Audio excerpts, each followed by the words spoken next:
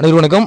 சற்று வெளியான அறிவிப்பின்படி என்ன சொல்லியிருக்காங்கன்னா 11 மாவட்டங்களில் கனமழைக்கான வாய்ப்பு சொல்லியிருக்காங்க. எந்தெந்த மாவட்டத்துக்கு ரெட் அலர்ட் மற்றும் ஆரஞ்சு அலர்ட் விட போகிறாங்க அப்படின்னு பிரீஃபாக பார்க்க போகிறோம். நம்மளோட சேனல் இப்போ வந்திருக்கீங்கன்னா மறக்காம சப்ஸ்கிரைப் பண்ணிக்கோங்க. பக்கத்தில் இருக்க பெல் ஐக்கன் கிளிக் பண்ணி ஆல் டிக் பண்ணிக்கோங்க.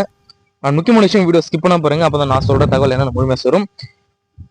அதாவது ஏற்கனவே ஒரு புயல் போன நிலையில தற்பொழுது டிட்வா என்ற ஒரு புயல் உருவாகி மக்களிடையே ஒரு அதிர்ச்சி ஏற்படுத்தி வந்த நிலையில தற்பொழுது எந்தெந்த மாவட்டத்திற்கு கூடுதலா ஆரஞ்சு அலர்ட் மற்றும் ரெட் அலர்ட் விட போகிறாங்க அப்படிதான் பிரீஃபா பார்க்க போறோம். இந்த டிட்வா புயல் காரணமாக அநேக இடத்துல அதிகமான மழை பெய்து வந்த நிலையில வடகிழக்கு பருவ காரணமாக தமிழகத்தில் உள்ள பல்வேறு மாவட்டங்களில் தொடர்ந்து மழை பெய்து வருகிறது. இந்த வகையில் பார்த்தீங்கன்னா டெல்டா மற்றும் தென் மாவட்டங்கள் உட்பட தமிழ்நாட்டின் பல பகுதிகளில் கனமழை பெய்துள்ளது. அதே போன்று புதுச்சேரியிலும் தொடர்ந்து கனமழை பெய்து வருகிறது. இந்த நிலையில சென்னை வானிலை ஆய்வு மையம் அதாவது காலை 7 மணி அளவில் வெளியிட்டுள்ள அறிக்கையில் என்ன சொல்லியிருக்காங்கன்னா, தமிழகம், கன்னியாகுமரி, நாகப்பட்டினம், அதாவது குறிப்பா புதுக்கோட்டை, ராமநாதபுரம், தஞ்சாவூர், திருவாரூர், தூத்துக்குடி மற்றும் திருநெல்வேலி ஆகிய 8 மாவட்டங்கள்ல காலை 10 மணி வரை மழைக்கு வாய்ப்பு அப்படின்னு சொல்லியிருக்காங்க.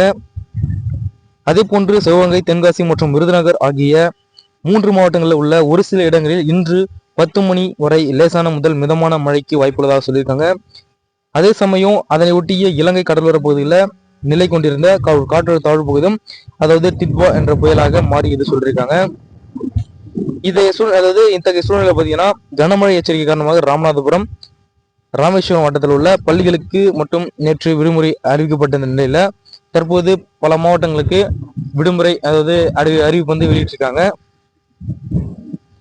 மேலும் கடல் சீற்றத்தின் காணப்படுவதால் பாம்பன் பாலத்துல ரயில் சேவை தற்காலிகமாக நிறுத்தப்பட்டுள்ளது. அதே ராமேஸ்வரம் பாம்பன் பகுதியில கடல் சீற்றத்துடன் காணப்படுவதால் மீனவர்கள் யாரும் மீன்பிடிக்க செல்ல வேண்டாம் என்ற ஒரு குறிப்பும் இந்த செய்தி குறிப்பில் சொல்லியிருக்காங்க.